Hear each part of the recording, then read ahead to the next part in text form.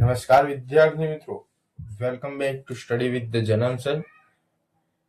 તમને આગળનો વિડીયો જોયો હશે, ઇન્ટ્રોડક્શનનો ચેપ્ટર નંબર 1 વાસ્તવિક સંખ્યાઓનો ભાગ નંબર 1.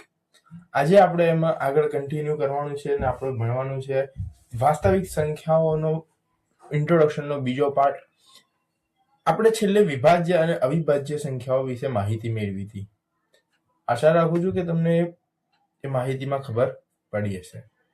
તો આજે આપણે જોવાના છીએ લસા અને ગુસા વિશે. ગુસા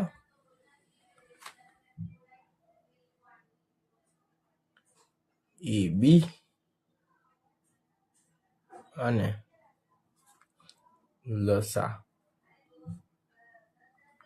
એ બી. ચલો, કોઈ એક સંખ્યા એટલે એ અને ધારો કે કોઈ બીજી સંખ્યા એટલે કે બી. આપણે અહીંયા બે સંખ્યાઓ ધારી દીધી, પણ સર એવું તો તમે ખબર પાડી દીધી કે બે સંખ્યાઓ કીધી તમે એ અને બી, બરાબર. પણ અહીંયા આ ગુસા અને લસા એટલે શું? તો ગુસા એટલે કે ગુરુત્તમ સામાન્ય અવયવ અને લસા એટલે લઘુત્તમ સામાન્ય અવયવ. પહેલા આપણે માહિતી મેળવી લઈએ ગુસાની, પછી આપણે જોઈશું લસા વિશે. તો સૌથી પહેલા ગુસાની માહિતી માટે ગુસા યાદ એ રાખવાનું છે કે ગુસાની અંદર કઈ કઈ વસ્તુઓનો સમાવેશ થશે, બરાબર. તો ગુસાની અંદર જુઓ, એક નિયમ એ છે કે બંને સંખ્યાઓના અવયવમાંથી કોમન સંખ્યાને બહાર કાઢી લેવાની. ગુસાનો એક સામાન્ય નિયમ એ છે કે ગુસાની અંદર બંને સંખ્યાઓના અવયવ પાડતા બંને સંખ્યાઓના અવયવમાંથી જે કોમન સંખ્યા હોય તે સંખ્યાને બહાર કાઢવાની. તેમાં પણ સૌથી નાની ઘાતવાળી સંખ્યાને લેવાની. જે સંખ્યાની સૌથી નાની ઘાત હોય તે ઘાતને લેવાની. ચલો, એટલે અહીંયા આપણે એક લખી દઈએ કે કોમન સંખ્યા અને નાની ઘાત. અને અહીંયા લખી દઈએ લસા. લસામાં પણ સેમ કંઈક ને કંઈક તો હોવું જ જોઈએ સર. હા છે ને. તો લસાની અંદર કોમન નહીં, બધું જ લેવાનું. શું લેવાનું? બધું જ.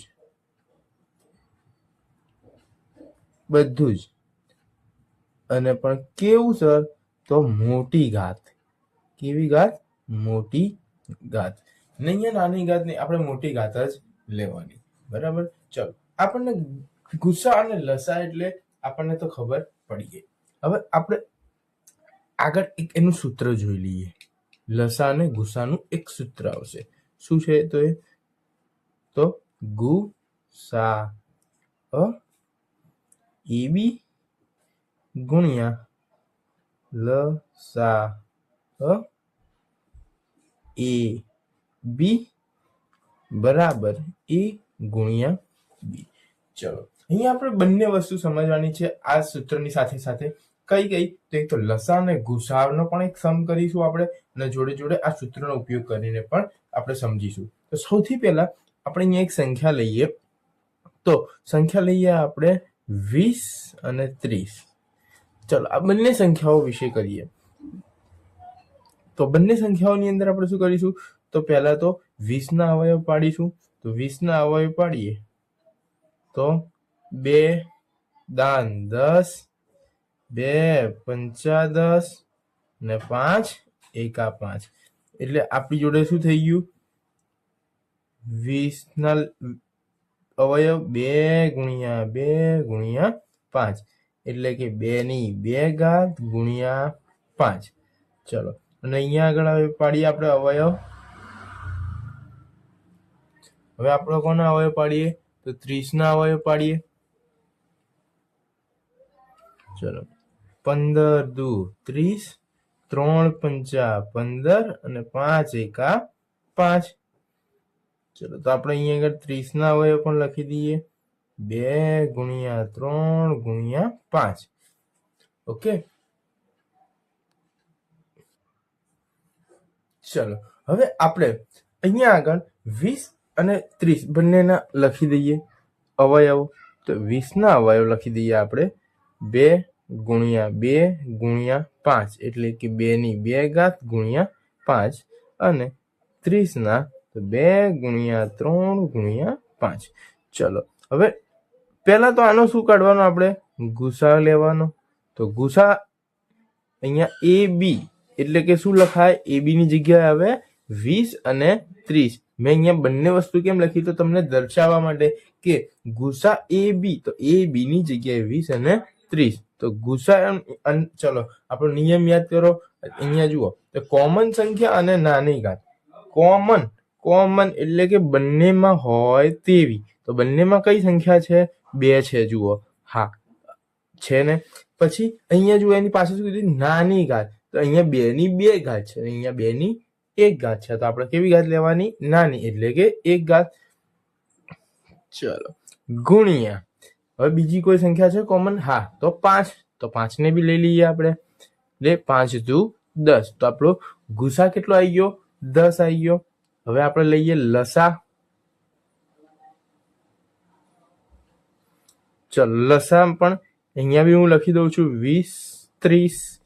ચલો લસાની અંદર આપણે શું કીધું છે કે બધું જ લેવાનું દરેક વસ્તુ પણ બધાની કેવી ઘાત મોટી. તો સૌથી પહેલા 2 ની 2 ઘાત પછી અહીંયા 5 છે ચલો એ લઈશું 5 ની પહેલા કોઈ સંખ્યા છે બીજામાં જો એક કરી લેવાનું બીજામાં ચેક કરી લેવાનું. તો 3 ગુણ્યા 5 તો 2 દુ 4 ગુણ્યા 3 ગુણ્યા 5 તો 4 તરી 12 અને 12 પંચા 60. ચલો અહીંયા આપણે આટલું સમજી લીધું. હવે પેલું સૂત્ર યાદ કરો. તો સૂત્ર શું હતું તો સર સૂત્ર હતું ગુસા એબી ગુણ્યા લસા એબી બરાબર એ ગુણ્યા બી. આ સૂત્રનો મતલબ શું થાય તો સૂત્રનો મતલબ એ થાય છે કે ગુસા જે બે સંખ્યાઓનો આપણે ગુસા અને લસાનો જ્યારે ગુણાકાર કરીશું ત્યારે તે કોના જેટલો થશે તો તે જે બે સંખ્યાનો આપણે લસા ગુસા કાઢ્યો હશે તે બે સંખ્યાના ગુણાકાર જેટલો થાય. ના ખબર પડી ચલો ફરીથી એકવાર સમજી લો કે ફોર એક્ઝામ્પલ આપણે એક ઉદાહરણ દ્વારા સમજવાનું છે કે 20 અને 30 નો આપણે લસા અને ગુસા શોધ્યો. તો ગુસા અને લસા બંને ચલો તો પહેલા અહીંયા આપણે ગુસા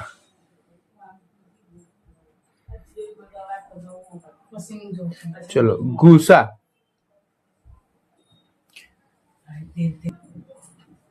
ગુસા 20 અને 30 ગુણ્યા લસા 20 અને 30 બરાબર 20 ગુણ્યા 30. કેમ 20 અને 30 તો એ એટલે 20 અને બી એટલે 30. ચલો ગુસા કેટલું છે આપણું એનું તો 10 આવેલું છે ગુણ્યા લસા કેટલું આવેલું છે તો 60 આવેલું છે બરાબર 20 તરી 60 એટલે 600 અને અહીંયા પર કેટલો થઈ જશે 60 દાન 600 બંને બાજુ સરખું થઈ ગયું. અસમય સંખ્યા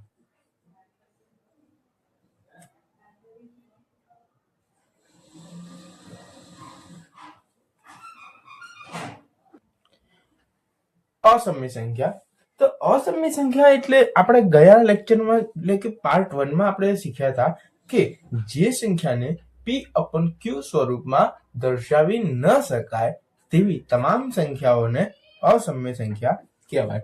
પણ આ એક પ્રોપર વ્યાખ્યા છે નહીં, એ એક સમજૂતી છે કેમ કે અસમય સંખ્યાની કોઈ જ પ્રોપર વ્યાખ્યા છે નહીં. ચલો આપણે એક સમજીએ હજી એક રીતે સમજવું હોય કે સર હજી કોઈ બીજી રીતે સમજાવો ને આ p/q સ્વરૂપમાં તો ખબર ના પડી. અસમય સંખ્યા એટલે એવી સંખ્યાઓ કે જેમનું વર્ગમૂળ ન નીકળી શકે, જેમનું વર્ગમૂળ ન નીકળી શકે તેવી તમામ સંખ્યાઓને અસમય સંખ્યા કહેવાય. હે સર શું બોલો છો? ઓકે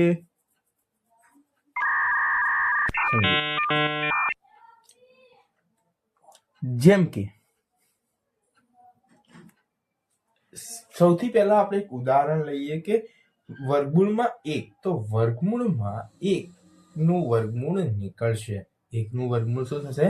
નીકળશે. 1 નું વર્ગમૂળ 1 પોતે, એટલે વર્ગમૂળમાં 1 લેવાનો નહીં. ચલો આગળ જઈએ. તો વર્ગમૂળમાં 2, તો આ કેવી સંખ્યા છે? અસમય સંખ્યા છે. કેમ? તો કે 2 નું વર્ગમૂળ નીકળી શકે નહીં. ચલો પછી વર્ગમૂળમાં 3, એ પણ એક અસમય સંખ્યા છે, એનું પણ વર્ગમૂળ નીકળી શકે નહીં. વર્ગમૂળમાં 4, તો વર્ગમૂળમાં 4 એ સમય સંખ્યા કહેવાશે. કેમ? તો 4 નું વર્ગમૂળ શું નીકળી જાય? 2, એટલે એ સમય સંખ્યા થઈ ગઈ. ચલો આગળ જઈએ. વર્ગમૂળમાં 5, તો એ બી થઈ ગઈ અસમય સંખ્યા. 6, ચલો 6 વિશે આપણે થોડી અહીંયા આગળ માહિતી મેળવીએ. તો વર્ગમૂળમાં 6 કરવા હોય, ચલો આપણે એના અવયવ પણ તમે પાડી શકો છો કે વર્ગમૂળમાં 6 બરાબર વર્ગમૂળમાં 2 તરી 6 થાય આવું? હા સર, આવું કરી શકીએ અમે, પણ આમાં તો અમને ખબર જ ના પડી કે 2 અને 3 કાઉન્ટમાં કે અરે કઈ નહીં બેટા, જુઓ 2 ગુણ્યા 3 એટલે 2 તરી 6 વર્ગમૂળની અંદર અવયવ પાડ્યા. બરાબર.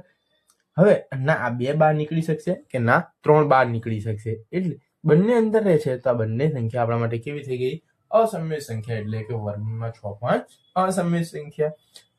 તમને એક શોર્ટ ટ્રીક આપી દઉં કે જે સંખ્યાનું વર્ગમૂળ ન નીકળી શકતું હોય, જે સંખ્યાનું વર્ગમૂળ ના નીકળી શકતું હોય, એટલે કે યાદ કરી લો, તમે આગળ ભણી ગયેલા છો. વર્ગ 1 નો વર્ગ 1, 2 નો વર્ગ 4, 3 નો વર્ગ 9, તો આ બધી જે સંખ્યાઓ આપણે બોલીએ છીએ એ સંખ્યાઓ શું થશે? સમય સંખ્યા. એના સિવાયની બધી અસમય સંખ્યા. ચલો વર્ગમૂળમાં 8, સર વર્ગમૂળમાં 8 નું શું થાય? ના થાય. કેમ ના થાય? જુઓ, એનું બી આપણે ચેક કરી લઈએ. વર્ગમૂળ 8 બરાબર વર્ગમૂળમાં 2 ગુણ્યા 2 ગુણ્યા 2, આ એના અવયવ પડ્યા. 2 દુ 4 દુ 8. ચલો હવે 2 દુ 4 દુ 8 તો કર્યા, તો એમાંથી આગળ શું થયું? 4 ગુણ્યા 2, આ 2 દુ 4 ગુણ્યા 2. પણ હવે આ 4 તો 4 નું વર્ગમૂળ નીકળ્યું એટલે 2 બહાર નીકળી ગયા, બીજા 2 તો અંદર ફસાઈ ગયા, તો આ વર્ગમૂળ નીકળ્યું કહેવાય નહીં, એટલે આ પણ અસમય સંખ્યા. હવે આપણે જ્યારે આગળ જોઈએ છીએ કે વર્ગમૂળમાં, એટલે આ અસમય સંખ્યા થઈ ગઈ. આગળ વર્ગમૂળમાં 9, તો 9 નું વર્ગમૂળ નીકળે? હા નીકળે ને 3, તો સર એ તો કઈ સંખ્યા થઈ ગઈ? સમય સંખ્યા. બરાબર. તો આ રીતે આપણે આગળ જોતા જઈશું. બરાબર. આ રીતે આપણને મળશે અસમય સંખ્યાઓ. તો આઈ હોપ વિદ્યાર્થી મિત્રો કે તમને આજના વિડીયોમાં સમજણ પડી હોય. હું આશા રાખું છું કે તમને આજનો વિડીયો કામમાં આવ્યો હોય. તો વિદ્યાર્થી મિત્રો, જો તમને આ વિડીયો પસંદ આવ્યો હોય તો વિડીયોને લાઈક કરો, તમારા અન્ય વિદ્યાર્થી મિત્રો સાથે તેને શેર કરો અને ચેનલને સબસ્ક્રાઇબ કરવાનું ભૂલશો નહીં. મળી